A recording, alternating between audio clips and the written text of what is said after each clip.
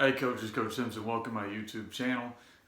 If this is your first time visiting, there's a lot of information I've got available on this channel, so you can subscribe or scroll through and find whatever you want. This video will be more of an introductory type video for offensive line. You know, a lot of times we hear about offensive line terminology, and I know for a guy who looks like me, who didn't play on the offensive line, I had to learn all of this stuff, and I was always scared to ask, because I didn't want to look like I didn't know what I should have already known. And so that's what this video will be about. It's talking about general terms that most offensive lines use.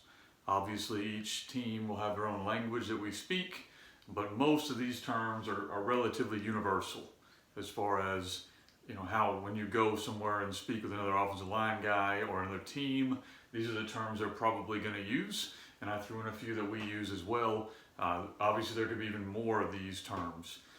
If you want to know more specific stuff about my offensive line or how we teach them with drills and different things, I've got an offensive line manual and a lot of other materials available that deal with the offensive line over at fbcoachsimpson.com. You can scroll through there and find it, or just scroll through this channel and maybe you'll find what you're looking for. So let's go through these terms. So the first thing is you'll hear a number system. They'll talk about a defensive lineman being in a zero technique or a one technique. It's very simple how that works. So essentially, this is my offensive line. We're going to work kind of this direction with the numbers. Head ups are generally even terms. So if a nose tackle is head up or center, that's a zero technique, or he's straight ahead. If he is shaded, which means he is kind of between the center and the guard, then we call that a one technique.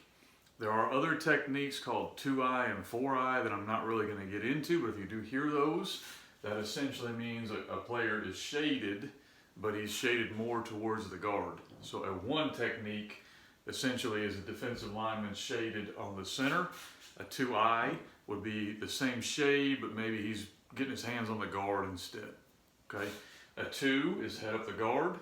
A 3 would be the outside shade. Again, if you're going to use the 4-eye, that would be essentially an inside shade of the tackle, getting his hands on the tackle, but still playing this gap. A 5 technique would be, 4 would be head up the tackle. A 5 would be outside shade of the tackle. It gets a little different when you go to the tight end, and I don't know why, probably because we let some football coach do the numbering, and that's probably not our forte. But a head up tight end is a 6, so you have 0, 2, 4, 6 head ups. Outside shades 1, 3, 5, and 9. And then for whatever reason, we decided to put a 7 as an inside shade of the tight end instead of going with a 6-eye. I don't know why that's the way it is. I didn't come up with that terminology, but you'll hear that a lot. A 7 is an inside shade of the tight end. A 9 is an outside shade of the tight end, where a 6 is head up. Doesn't make a lot of sense, but it is kind of a universal language a lot of coaches will speak. That's the numbering. If you continued it along, you may get more in there, but that's the basic numbers you're going to see when you talk about defensive line alignment. If you add a 0 to it, that's linebacker alignment. So for example, instead of a 1 technique, if you called it a 10 technique, that means that linebacker is playing basically in the A gap here at 5 yards depth, 3 to 5 yards depth. Same thing if a linebacker is playing at a 20 or a 30, they're just simply backed up here.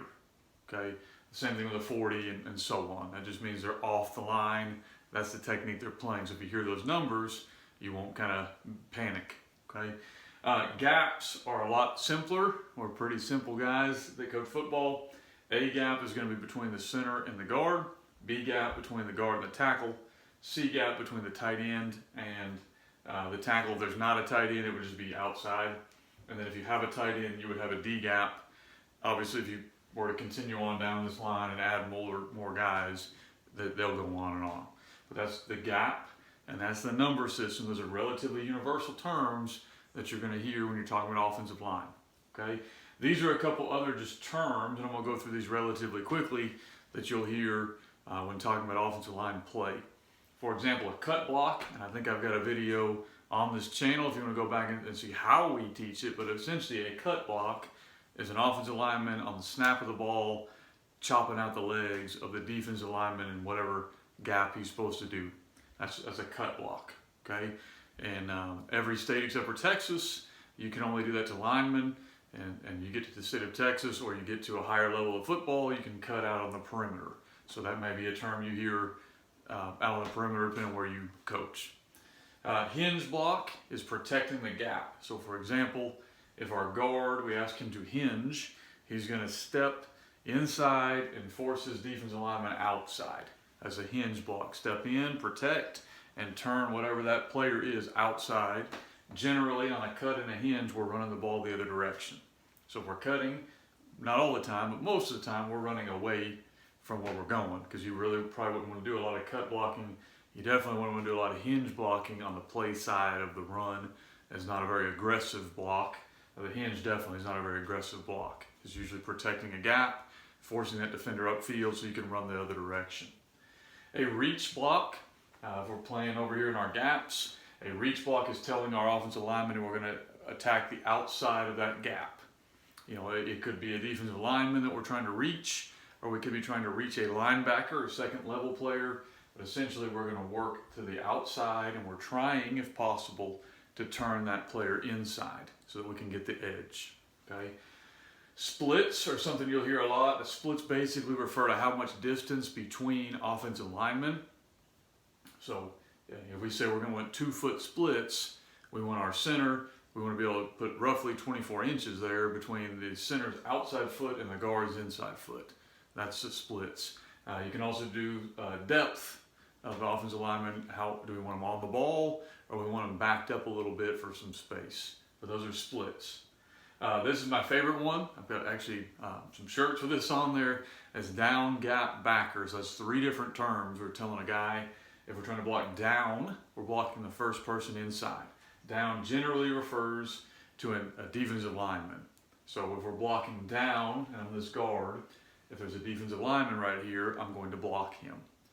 Gap for us just means we're protecting that gap. We're working down, protecting the gap. A lot of times in the wing T world, that can mean the guy head up your inside player. So if I'm this guard, I'm blocking gap, down gap. So I'm blocking all the way here to take care of that, because usually that means somebody's pulling and leaving. And then backer is I'm blocking the linebacker. So down, gap, backer is a whole rule system you'll hear in the wing T world that essentially tells our guy we're going to block any defensive lineman in this world, and if nobody is there, we're working to whatever linebacker is on that path. Okay? Pull is where we're going to take a lineman, we're going to down block, and we're going to get him out in space. You could reach and pull, but generally pull is we're going to take this lineman and try to get him out in space to come block on the edge, or he could be kicking somebody out. Okay, that's a pull block. A kick out is kind of a flat pull, and it can be a lineman or a fullback, but essentially, we're going to move this guy down here. If our guard is going to pull, kick, that means whatever shows up here, we want to take our outside shoulder and root them out. So we're going to run the ball inside of a kick out. So if we're going to go pull, kick, if a guy comes upfield, we want to ear hole him if we can. If not, we want to root him out so that we can run underneath it. If we're kicking, we're probably running in this alley. A pull log, or a log block, is we're going to come out here, and now we can't get that guy kicked, so we're going to hook him. So we're going to log him. We're going to pull out, run at him, and then we're going to log him inside, and we'll run the ball outside. Okay. So those are just some general terms most offensive lines are going to use. Obviously, there's more you can go through. I've got some more on this channel you can go through and watch some offensive line play. And I even have an offensive line manual if you're interested. A lot of that stuff is at fbcoachsimpson.com. Some of that stuff is on this channel. Hope you enjoyed what you got from this. If you haven't already done so, I'd appreciate it if you'd like the video, subscribe to the channel so I can continue to hopefully put out more information. Thank you.